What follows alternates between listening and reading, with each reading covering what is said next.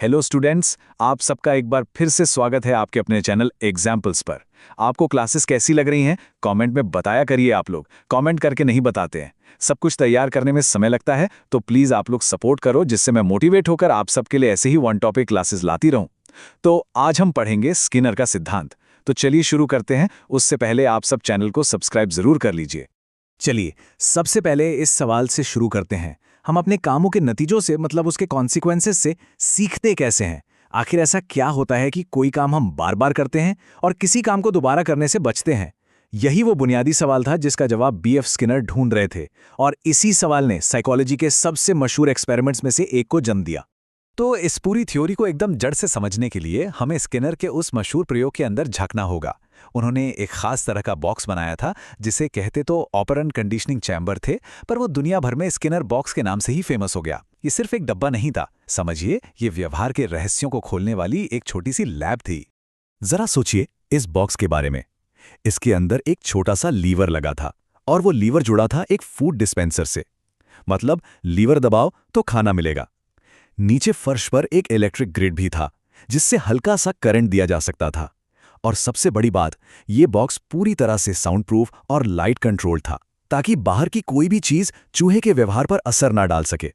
एकदम कंट्रोल्ड माहौल था। तो कहानी कुछ यूं शुरू होती है। स्किनर ने एक भूखे चूहे को उस बॉक्स के अंदर छोड़ दिया।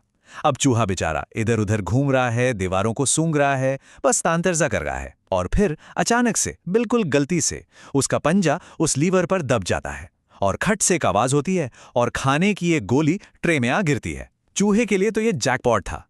उसे एक इनाम मिला। थोड़ी देर बाद उसने फिर से वही किया, और फिर से खाना मिला। बस चूहे को कनेक्शन समझ में आ गया। अब वो जानबूझकर सीधा लीवर दबाने लगा। और यही छोटा सा वाकया इस पूरी थियरी की, आप कह सकते हैं, आत्मा है। तो इस एक्सपेरिमेंट से ये साफ हो गया कि सीखने के दो बड़े रास्ते होते हैं, या कह लें कि दो बड़ी ताकतें हैं जो हमारे व्यवहार को कंट्रोल करती हैं। एक है पुनर्बलन यानी कि रीइंफोर्समेंट, और दूसरा है दंड यानी पनिशमेंट। एक किसी आदत को मजबूत बनाता है और दूसरा उसे कमजोर कर देता है। इसको सिंपल तरीके से समझते हैं। पुनर्बलन या रीइंफोर्समेंट किसी भी काम के दोबारा होने की संभावना को बढ़ा देता है, जैसे चूहे का बार बार लीवर दबाना। और दूसरी तरफ है दंड या पनिशमेंट। ये किसी भी काम के दोबारा होने की संभावना को घटा देता है। एक ऊपर ले जाता है, दूसरा नीचे। अब पुनर्बलन के भी दो टाइप हैं। पहला है पॉजिटिव रीइंफोर्समेंट यानी सकारात्मक पुनर्बलन। अब यहां पॉजिटिव या सकारात्मक का मतलब अच्छा नहीं है। इसका मतलब है कुछ जोड़ना, कुछ ऐड करना। जैसे चूहे ने लिवर दबाया, जो एक व्यवहार था, और उसके बदले में उसे भोजन मिला, मतलब एक अच्छी चीज जोड़ी गई। इससे उसका लिवर दबाने का व्यवहार और मजबूत हो गया। बिल्कुल वैसे ही जैसे जब हम अच्छे नंबर लाते हैं तो हमें शाबाशी या कोई गिफ्ट मिलता है। और अब आता है वो हिस्सा जहां ज्यादातर लोग कंफ्यूज होते हैं, नेगेटिव रीइंफोर्समेंट यानी ऋणात्मक पुनर्बलन। प्लीज इसे सजा या पनिशमेंट बिल्कुल मत समझिएगा। ये सजा नहीं है। यहां नेगेटिव या ऋणात्मक का मतलब है कुछ हटाना, कुछ रिमूव करना। सोचिए कि स्किनर ने बॉक्स के फर्श पर एक हल्का परेशान करने वाला करंट चालू कर दिया। अब चूहा बेचैन होकर भाग रहा है, और जैसे ही वो लीवर दबाता है, करंट बंद हो जाता है। उसे राहत मिलती है। तो यहां एक बुरी चीज यानी करंट को हटाकर उसके लीवर दबाने के व्यवहार को मजबूत किया गया। इसका सबसे अच्छा उदाहरण है हमारी कार की सीट बेल्ट। हम सीट बेल्ट इसलिए लगाते हैं ताकि वो जो परेशान करने वाली बीप बीप की आवाज है वो हट जाए, बंद हो जाए। और इसके बाद आता है दंड यानी पनिशमेंट। ये एकदम सीधा और सरल है। सोचिए, अगर चूहे को लीवर दबाने पर खाना मिलने की बजाय हल्का सा बिजली का झटका लगता, तो क्या वो दोबारा लीवर दबाता? कभी नहीं। तो दंड क्या करता है? ये किसी व्यवहार को रोकने के लिए एक नापसंद चीज को जोड़ता है। तो एक बात तो साफ है कि सीखना कोई एक पल में होने वाली चीज नहीं है। ये एक पूरी प्रक्रिया है, एक प्रोसेस है। स्किनर ने बताया कि कोई भी काम आदत बनने तक 5 खास स्टेजेस से गुजरता है। चलिए इन 5 चरणों को एक एक करके समझते हैं। पहला है अनुक्रिया, मतलब रिस्पॉन्स।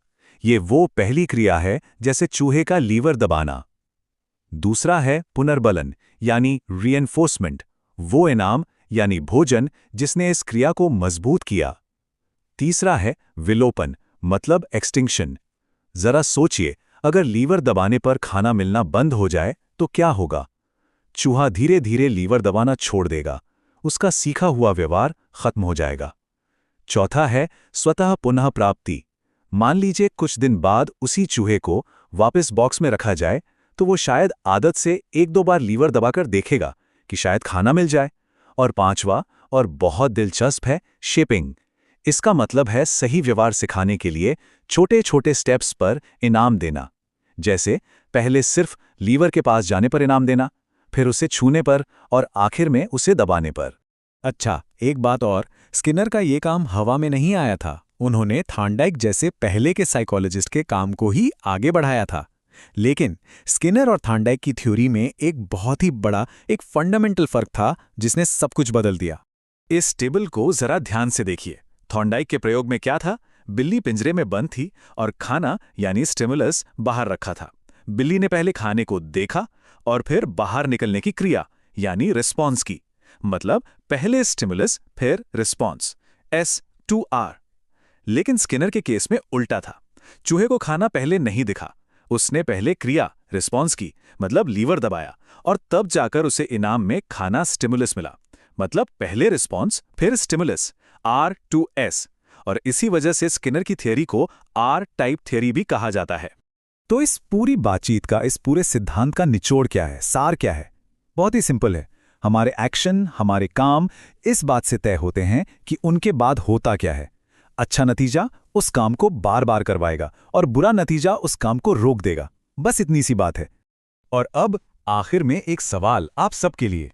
अपने रोज की जिंदगी में देखिए, अपने स्कूल में, अपने घर में, कहां-कहां आपको ये सिद्धांत काम करता हुआ दिखता है? अच्छे नंबर लाने पर जो तारीफ मिलती है या होमवर्क ना करने पर जो डांट पड़ती है, ये सब क्या है? इस बारे में सोचिएगा जरूर।